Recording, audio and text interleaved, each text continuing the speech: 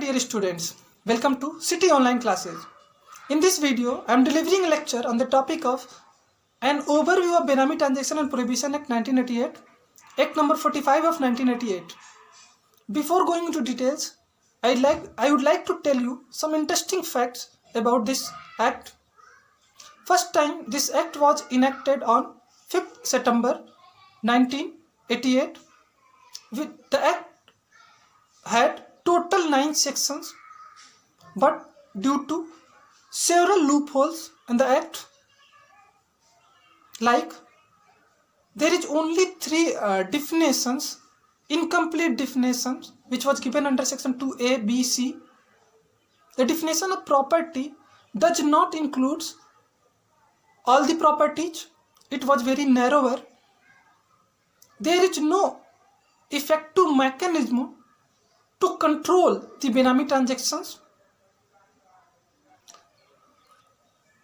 Authorities are not appointed under the act to inquire about the Benami transactions. So the act was criticized by so many eminent scholars.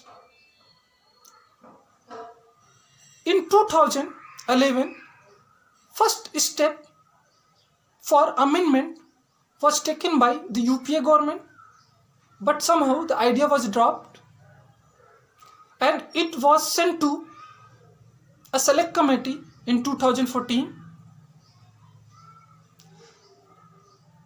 Therefore, in July 2016, the newly elected Modi government has decided to amend the original act to curb the black money, and which was subsequently passed by the Parliament of India. The government has notified the act, which came into force from 1st November 2016. यानी ये जो अधिनियम था 1 नवंबर 2016 से लागू हो जाता है। डिमोनेटाइजेशन के पहले तो सरकार का आशय साफ था कि जो भी ब्लैक मनी है उसको कर्ब करने के लिए और बेनामी ट्रांजैक्शंस में इन्वेस्टमेंट ना होने पाए, लोग अपने पैसे को इन्वेस्ट ना कर सकें, इसलिए पहले ही बेनामी ट्रांजैक्शन एक्ट लागू कर दिया गया। उसके बाद डिमोनेटाइजेशन अनाउंस किया गया। Now the present act, by this amendment act, total 63 sections was inserted. Now, this act contains 72 sections and 8 chapter. तो पहले 9 sections थे जो बेनामी ट्रांजेक्शन प्रोहिबिशन एक्ट था, और इसके थ्रू 63 sections इंसर्ट किए गए। अब इस अधिनियम में जो है, इस अधिनियम में टोटल 72 sections है और 8 अध्याय है जो आपके सिलेबस में है। लेकिन आपके सिलेबस के अकॉर्डिंग आपको पूरे के पूरे 8 चैप्टर्स पे फोकस नहीं करना है। प्रिलिमिनरी चैप्टर और आगे पीछे के जो चैप्टर्स हैं वो आपके लिए इररिलेवेंट है।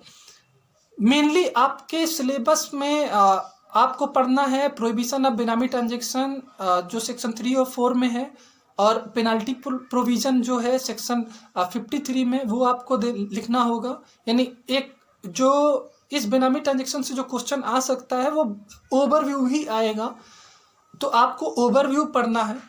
और second, it may be possible, बहुत कम चांसेज है कि अपीलेट जो ट्रिब्यूनल है उसके बारे में पूछे, तो आपको सिर्फ आप इस रेरा में आप लोग फोकस कर सकते हो। इस एक्ट में सिर्फ आपको ओवरव्यू ही लिखना होगा।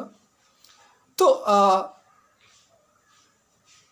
As per section 1 subclause 1, this act called as the Prohibition of Benami Property Transaction Act 1988 rather than the Benami Transaction Prohibition Act, यानी जो इसका नाम था वो चेंज हो चुका इस संशोधन अधिनियम के द्वारा, और अब इसको इसमें जो वर्ड है प्रॉपर्टी इंसर्ट कर दिया गया। अब this act prohibits all the बेनामी transactions, illegal Benami transactions, and imposes up to 7-year rigorous imprisonment and fine which may extend to 25% of benami property. जो भी मार्केट वैल्यू होगा, तो इस अधिनियम की ये विशेषता है कि इसमें जो आपका जो सजा था वो कारावास की अवधि 7 वर्ष कर दी गई। पुराने अधिनियम में 3 वर्ष था, इसमें अब 7 वर्ष हो गया, 7 वर्ष हो गया। और 25% आपका जुर्माना कर दिया गया है, जो एक्सटेंड हो सकता है वर्तमान मूल्य जो भी होगी संपत्ति का। The act also establishes 4 authorities to conduct the enquiries regarding the benami transaction. पहला इनिशिएटिंग ऑफिसर है, दूसरा जो अप्रूविंग अथॉरिटी है, तीसरा आपका जो एडमिनिस्ट्रेटर है, और चौथा जो एडजुडिकेटिंग ऑफिसर्स हैं, अथॉरिटीज। तो 4 लोगों को, 4 अधिकारियों को यहाँ पे नियुक्त किया गया है। It also establishes a appellate tribunal. तो ये सारे आपके अथॉरिटीज हैं जो इम्पोर्टेंट नहीं है शॉर्ट नोट्स के लिए। शॉर्ट नोट्स में पहले बता दूं कि शॉर्ट नोट्स में आपका इस एक्ट में 2 सेक्शन बहुत इम्पोर्टेंट है। 2 आपको पढ़ना होगा, बेनामीदार कौन होते हैं, और फिर दूसरी बात बेनामी प्रॉपर्टी क्या होती है। तो ये 2 शॉर्ट नोट्स हो जाएगा, या एक तीसरा शॉर्ट नोट होगा बेनामी ट्रांजेक्शन। तो इन 3 पूरे एक्ट से सिर्फ 3 ही शॉर्ट नोट्स आ सकते हैं। अदरवाइज इस एक्ट को अगर जो एग्जाम में पूछा जाता है तो overview of benami transaction act ही आएगा, और उसी पे आपको फोकस करना है। So I would like to start the lecture from section 3, यानी हम लोग धारा 3 से इस जो लेक्चर है उसको हम लोग स्टार्ट करते हैं। सेक्शन 3 जो प्रोहिबिट करता है बेनामी ट्रांजेक्शन्स को, तो यानी आप एक तरीके से उस पर रिस्ट्रिक्शन इम्पोज करता है कि आप बेनामी समयवार नहीं कर सकते, कोई भी बेनामी लेन देन नहीं कर सकते। तो section 3 clearly states that no person shall enter into a benami transaction. कोई भी व्यक्ति बेनामी समयवार यानी लेन देन में प्रवेश नहीं करेगा। यदि ऐसा करता है तो धारा 53 जो कि एक पेनाल्टी इम्पोज करता है, कहता है where person enters into a benami transaction. तो क्या कहता है, where person enters into a benami transaction in order to defeat any law और to avoid the payment statutory जो ड्यूज है उस चीज के लिए, या to avoid the payments of creditors. तो जैसा कि आप सेक्शन 53 ऑफ टीपीए पढ़े थे कि आप लेनदारों को डिले और डिफीट कराना चाहते हो, इस इंटेंशन के साथ आप प्रॉपर्टी को ट्रांसफर करते हो। तो सेम वे अगर जो आप क्रेडिटर्स को भी एक तरीके से क्या करना चाहते हो, डिफीट करना चाहते हो उनके पेमेंट्स को, या आप जो स्टैट्यूटरी ड्यूज है, जो पब्लिक चार्जेज है, उसमें आप डिले और डिफीट करते हो, या आप बेनामी ट्रांजेक्शन करते हो जो डिफाइंड है इस एक्ट में, जो हम लोग नेक्स्ट लेक्चर में पढ़ेंगे व्हाट इज बेनामी transaction.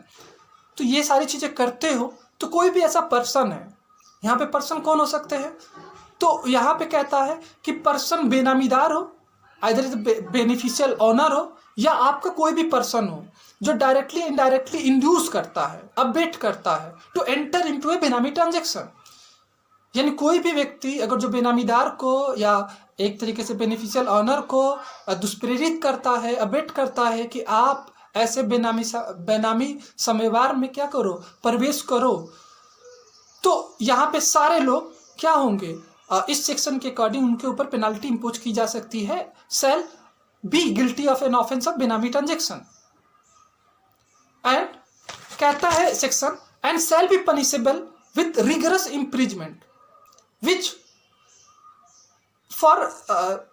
not less than 1 year and which may extend to the 7 year। यानी जो सेक्शन 53 में जो आपका सजा का प्रावधान है उसके अंतर्गत कम से कम 1 वर्ष का सजा है, या अधिक से अधिक 7 वर्षों का सजा हो सकता है। And shall also be liable for fine which may extend to 25% of fair market value of the बेनामी property। यानी वो जो बेनामी संपत्ति होगा उसका 25% तक क्या किया जा सकता है, जुर्माना भी लगाया जा सकता है। तो सेक्शन 3 के अकॉर्डिंग अब हम लोग देखते हैं सेक्शन 3 में जो लिखता है no person shall enter into a benami transaction. तो what do stand by the person. तो as per section 2 sub clause 24, person shall include an individual, a Hindu undivided family, a firm, a company, a association of person, a body of individuals and any other juridical person. तो यानी जो person व्यक्ति शब्द की परिभाषा दी गई है, तो उस व्यक्ति शब्द की परिभाषा के अंतर्गत 6 लोगों को सम्मिलित करता है, यानी इंक्लूड करता है। तो पहला कोई एक व्यक्ति हो सकता है, दूसरा यानी इंडिविजुअल कोई भी व्यक्तिगत रूप से, दूसरा हिंदू जो कुटुंब होता है, तीसरा आपका कोई भी फर्म हो सकता है, या आपका चौथा कोई कंपनी हो सकता है। फिर कहता है बॉडी ऑफ इंडिविजुअल, व्यक्तियों का समूह हो या कोई निकाय हो, वेदर दे आर इनकॉर्पोरेटेड और नॉट, चाहे निगमन उनका हुआ हो या ना हुआ हो, वो लोग भी इस व्यक्ति शब्द की परिभाषा के अंतर्गत आएंगे। और चौथा कोई भी अदर जो जुरिडिकल पर्सन है, अगर जो कोई कृत आर्टिफिशियल पर्सन है, आर्टिफिशियल मतलब जो आपका आर्टिफिशियल पर्सन है, अगर जो वो जुरिडिकल नेचर का है, तो वो भी इस परिभाषा के अंतर्गत आएगा। तो ये तो एक ब्रीफ था इस एक्ट के बारे में, जो आपको हम लोग जो डिस्कस करेंगे, जो शॉर्ट नोट्स के पॉइंट ऑफ व्यू से इम्पॉर्टेंट है। अब बेनामीदार कौन होता है, बेनिफिशियल ऑनर कौन होता है, और उसके बाद आपका बेनामी ट्रांजेक्शन कौन होता है, क्या होता है। तो इस चीज़ को हम लोग नेक्स्ट लेक्चर में भी डिस्कस करते हैं। तो आपको इस एक्ट में सिंपली कन्फाइन रहना है, ओवरव्यू ही आपको लिखना होगा।